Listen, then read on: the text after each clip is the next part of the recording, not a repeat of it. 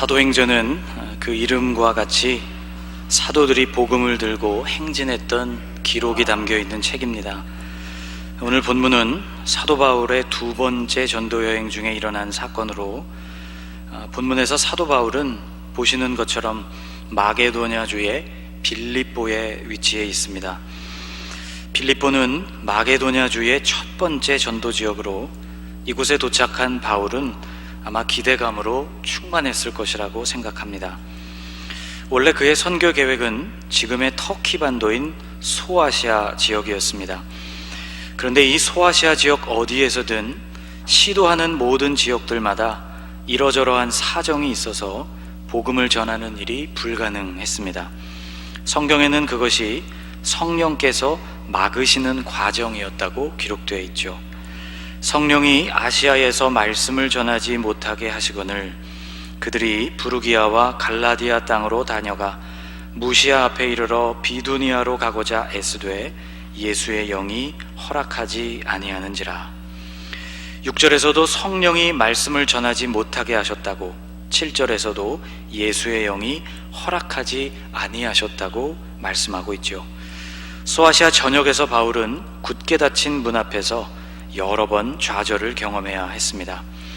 서쪽으로 이동하던 바울은 그래서 서쪽 끝에 있었던 항구 도시인 드로아에 도착하게 됐고, 여기서 환상을 보게 됩니다. 밤에 환상이 바울에게 보이니 마게도냐 사람 하나가 서서 그에게 청하여 이르되 마게도냐로 건너와서 우리를 도우라 하거늘. 바다 건너편 마게도냐 주에 사는 사람 하나가 그쪽으로 건너와서 자기들을 도와달라고 청하고 있는 환상이었습니다. 바울은 바로 이것이 마게도냐로 가라는 하나님의 뜻인 줄로 확신하게 되었습니다. 바울이 그 환상을 보았을 때 우리가 곧 마게도냐로 떠나기를 힘쓰니 이는 하나님이 저 사람들에게 복음을 전하라고 우리를 부르신 줄로 인정함이러라. 바울과 일행들은 곧장 바다를 건널 준비를 하게 됩니다. 그리고 이렇게 도착한 곳이 마게도냐주의 첫 번째 성읍이었던 빌립보였습니다. 어떤 이유였는지는 모르겠지만 바울이 계획하고 간절히 원하던 소아시아의 선교의 길을 막으시고 새로운 곳으로 그들을 인도하신 분이 하나님 아버지시라면 그에 합당한 이유가 있었을 것이고, 아마도 빌립보에서는 많은 열매가 기다리고 있었을 것입니다. 그런데 도착해본 빌립보의 상황이 바울의 생각과는 많이 달랐습니다. 바울은 어디를 가든지 유대인들의 회당을 중심으로 복음을 전했습니다. 회당은 종교적인 사람들이 모일 만한 장소였고, 또 안식일이 되면 대부분의 유대교 신자들이 그곳에 모여서 예배했기 때문이죠. 이 회당을 거점으로 구약의 말씀을 토론하기도 하고, 또 구약에서 약속된 그 메시아가 바로 예수님이심을 증거하기도 했던 것이 사도 바울의 선교 전략이었습니다. 그런데 이 빌립보라는 도시에는 이처럼 중요한 회당조차 없었습니다. 빌립보는 회당조차 없는 완전한 이방 도시였던 것이죠.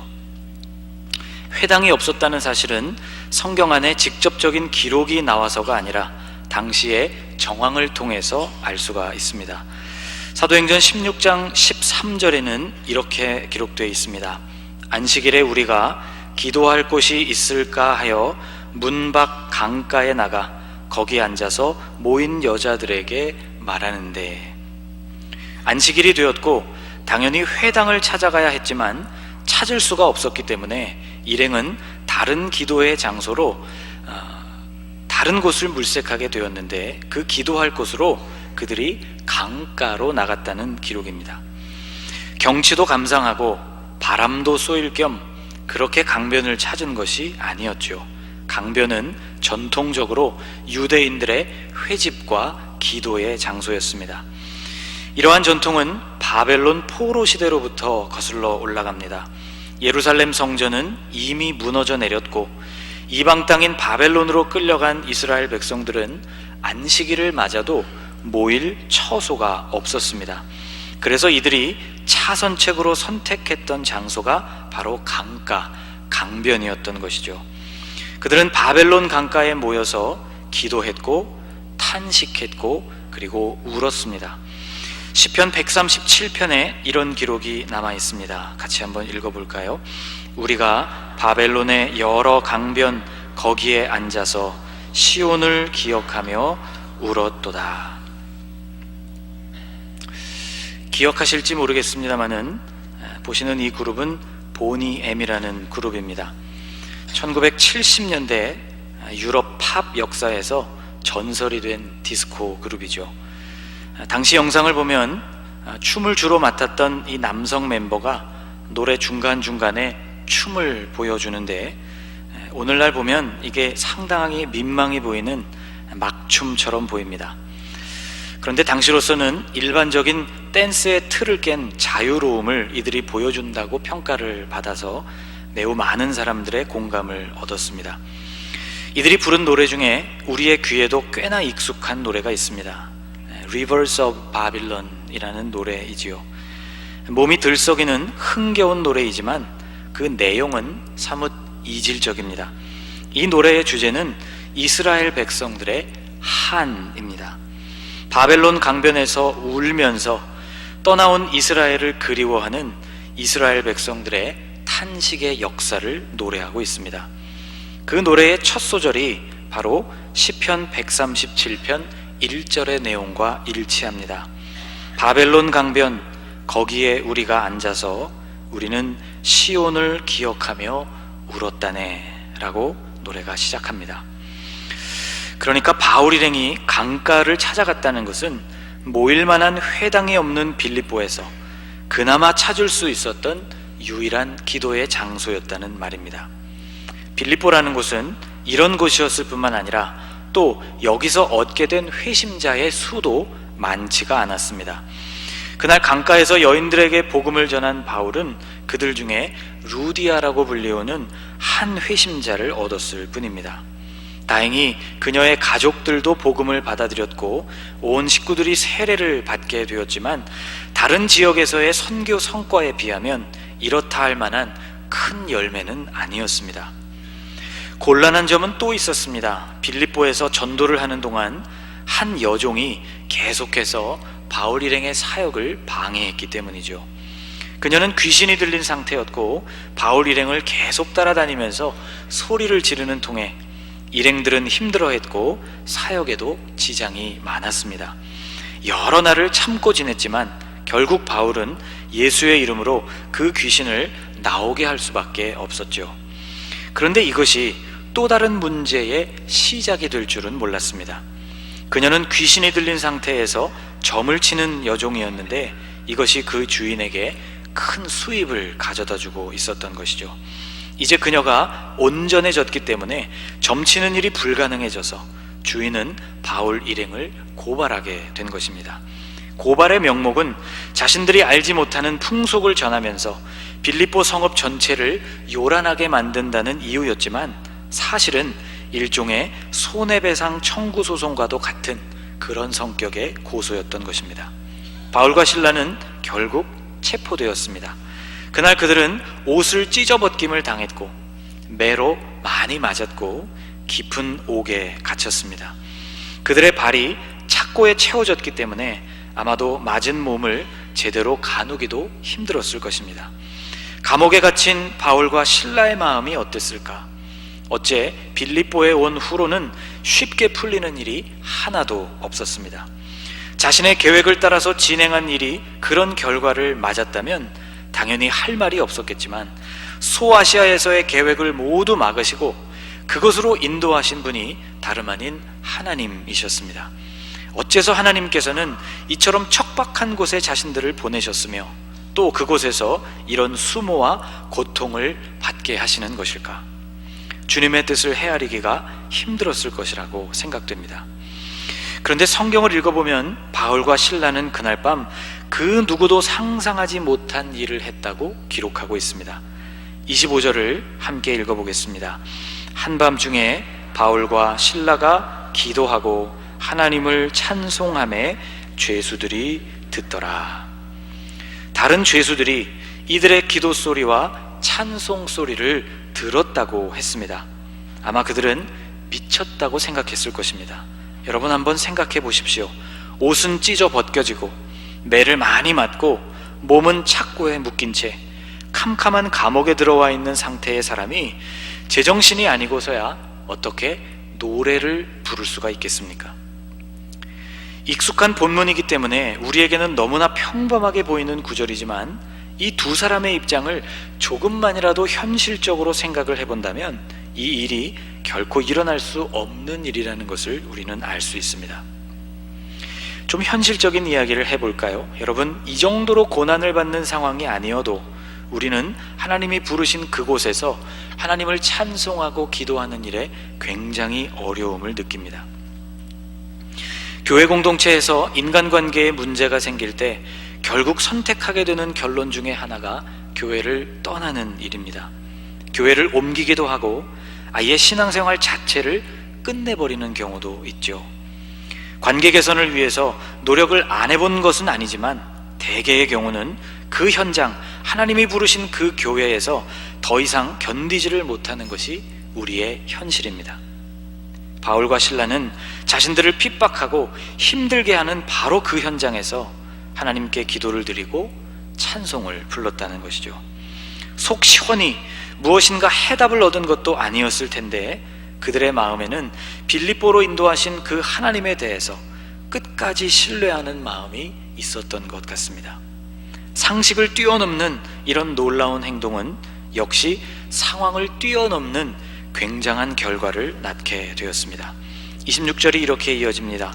이에 갑자기 큰 지진이 나서 옥터가 움직이고 문이 곧 다 열리며 모든 사람의 매인 것이 다 벗어진지라. 26절이 시작되고 있는 이에라는 이 말은 그 이후에 일어난 일들의 원인이 그 앞에 나오는 것이라는 뜻입니다. 즉 기도하고 찬송한 것이 뒤따라 나오는 사건의 원인이었다는 것이죠. 이유도 알 수 없는 심각한 고난 속에서 올려드린 기도와 찬송이 큰 지진으로 이어졌다는 뜻입니다. 옥터가 움직일 만큼 강력한 지진이었습니다. 잠겨있던 모든 문들이 활짝 열렸고 죄수들을 메고 있었던 속박도 모두 벗어졌습니다. 매인 것이 풀어지고 문들이 열렸다 하는 것은 분명히 그들의 눈앞에서 물리적으로 이루어진 사건이었습니다. 그런데 이것이 상징적으로도 굉장히 큰 의미가 있습니다. 완전히 닫혀있던 곳, 복음에 대해서 굳게 닫혀있었던 빌립보가 드디어 영적으로 열리게 됐다는 뜻이기 때문이죠. 이 사건을 계기로 바울은 간수와 그 가정의 복음을 전하고 그들에게 세례를 베풀 수가 있었습니다. 만일 바울과 실라가 이렇게 옥에 갇히는 일이 없었다면 옥에 갇힌 죄수들, 그들은 기도와 찬송 소리, 한밤중에 울려 퍼지는 바울과 실라의 기도와 찬송 소리를 들을 기회를 영영 가지지 못했을 것입니다. 간수와 그 가정이 구원을 얻는 역사도 없었을 것이고요. 바울과 실라는 이날 밤이 지나면서야 비로소 자신들을 빌립보로 보내신 하나님의 큰 계획을 볼 수 있었습니다. 루디아라는 회심한 한 여인은 그저 회심한 한 사람의 그리스도인이 아니었습니다. 그녀는 마게도냐와 소아시아 양쪽의 기반을 가지고 있는 큰 규모의 사업가였죠. 그녀의 집에서 시작된 교회 공동체와 거기서부터 비롯된 복음의 역사는 마게도냐와 소아시아에 동시에 영향력 있게 퍼져갔습니다. 바울이 감옥에 갇힌 것도 그런 일 중에 하나였습니다. 귀신 들린 여종과 관계된 이 일련의 사건이 없었더라면 빌립보에서 가장 만나기 어려웠던 사람들, 그 깊은 감옥 속에 있었던 사람들과 간수에게는 복음이 전해질 기회가 없었을 것입니다. 하나님은 바울이 빌립보에서 느끼게 될 실망감을 아셨고 거기서 만나게 될 극심한 고난도 알고 계셨습니다. 그리고 그것을 통해 닫힌 복음 전파의 문이 활짝 열리게 될 것도 아셨습니다. 중요한 것은 하나님의 계획과 그 계획이 실제의 열매로 나타나는 것 그 사이에 바울과 실라가 하나님을 신뢰하며 올려드린 기도와 찬송이 있었다는 점입니다. 이것은 하나님의 계획이 현실 속으로 쏟아져 들어올 수 있도록 가운데 닫힌 문을 여는 열쇠와도 같았던 것입니다. 예수님께서는 먹을 것이 거의 없는 굶주린 5,000명 앞에서 당신의 손에 들려진 오병이어에 감사하셨습니다. 요한복음 6장에 이렇게 기록되어 있죠. 예수께서 떡을 가져 축사하신 후에 앉아있는 자들에게 나누어 주시고 물고기도 그렇게 그들의 원대로 주시니라. 여기 나오는 축사하셨다는 말, 헬라어 유카리스테오라는 말이 감사했다는 뜻이라는 것을 지난 6월에 여러분과 함께 묵상했었습니다. 먹을 것이 없다는 제자들의 절망스러운, 실망스러운 현실 앞에서도 주님은 감사를 드리셨습니다. 주님은 죽은 나사로를 불러내시기 전에도 하늘을 우러러 감사 기도를 드리셨습니다. 요한복음 11장에는 또 이렇게 기록되어 있습니다. 돌을 옮겨 놓으니 예수께서 눈을 들어 우러러 보시고 이르시되 아버지여 내 말을 들으신 것을 감사하나이다. 나사로가 이미 죽었다는 사람들의 절망적인 현실 앞에서도 주님은 감사를 드리신 것입니다. 놀라운 역사를 열어주는 열쇠가 감사였다는 것을 우리는 발견하게 됩니다. 1970년대에 한 대기업의 연구원이었던 스펜서 실버라는 사람이 강력 접착제를 개발하던 중에 원료의 배합이 잘못되어서 접착력이 약하고 끈적임도 없는 그런 제품이 만들어졌습니다. 강력하게 붙여주는 접착력도 없고 끈적임도 없는 접착제라니 사실상 실패작이었죠. 그런데 같은 연구소의 직원이었던 아더 프라이라는 사람이 그 결과물에 주목하게 됐습니다. 교회의 찬양대원이었던 아더는 다음번에 부르게 될 찬양곡에 책갈피를 꽂아놓곤 했는데 당일에 그것이 없어져 버려서 불편을 겪는 일들을 종종 겪었다고 합니다. 1974년에 그에게 번뜩이는 생각이 떠올랐습니다. 만약 실버가 개발한 이 접착제를 본인의 책갈피에 적용할 수 있다면 빠져 달아나지도 않고 떼일 때에도 종이를 상하게 하지 않는 기발한 책갈피가 탄생하게 되지 않을까 하는 생각이었죠. 접착제를 얇게 펴 바르는 공정과 그것이 종이를 상하지 않게 하는 점도를 찾아내는 일이 만만치 않았지만 연구에 연구를 거듭한 결과 드디어 1977년에 여러분에게도 잘 알려진 바로 그 메모지가 세상에 탄생하게 되었습니다. 붙이는 메모지의 대명사가 되어버린 바로 그 제품이죠. 이 획기적인 사무용품은 AP통신이 선정한 20세기의 10대 히트 상품에도 들어갈 만큼 사람들로부터 꾸준한 사랑을 받았습니다. 실패한 것처럼 보이는 결과도 어떤 사람들의 손을 거치게 되면 놀라운 성공으로 탈바꿈합니다. 특별히 우리 하나님은 이런 방면의 전문가이십니다. 하나님은 망가진 상황에 생명력을 불어넣으시는 분이시죠. 또 그분은 때때로 아예 처음부터 망가뜨릴 계획을 세우시는 분이기도 합니다. 하나님의 생각이 너무 커서 우리의 눈에 그것이 다 들어오지 않는 때가 많습니다. 그 결과들이 모두 조합이 되어서 멀리서 그것 전체가 우리의 눈에 들어오기 전까지는 도대체 그것이 무엇인지 상상하기도 힘든 경우가 많죠.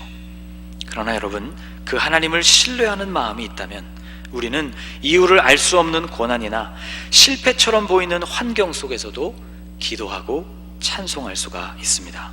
그리고 그것은 하나님의 계획을 드디어 완성시켜서 그 아름다움 전체를 볼 수 있게 해주는 통로가 되는 것입니다. 여러분, 내일이면 벌써 10월입니다. 올 한 해 우리에게 생긴 이러저러한 일들을 우리가 돌아보고 한 해를 정리할 시기가 되었습니다.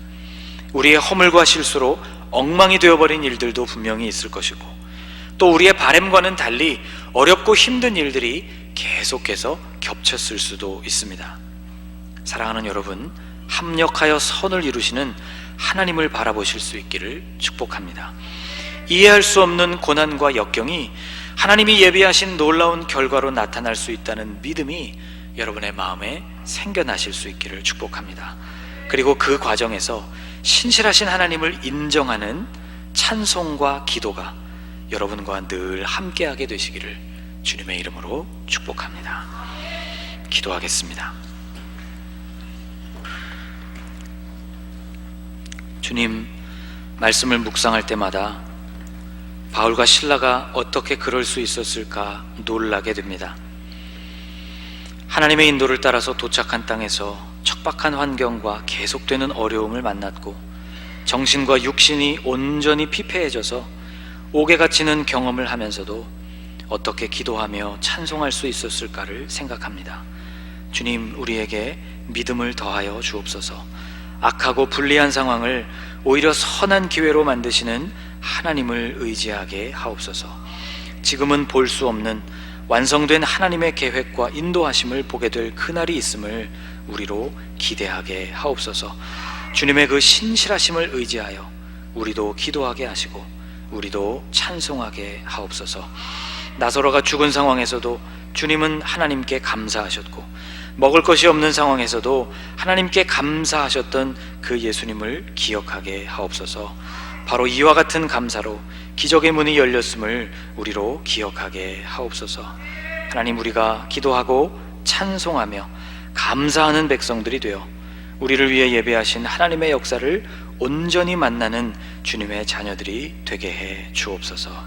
예수님의 이름으로 기도하옵나이다. 아멘.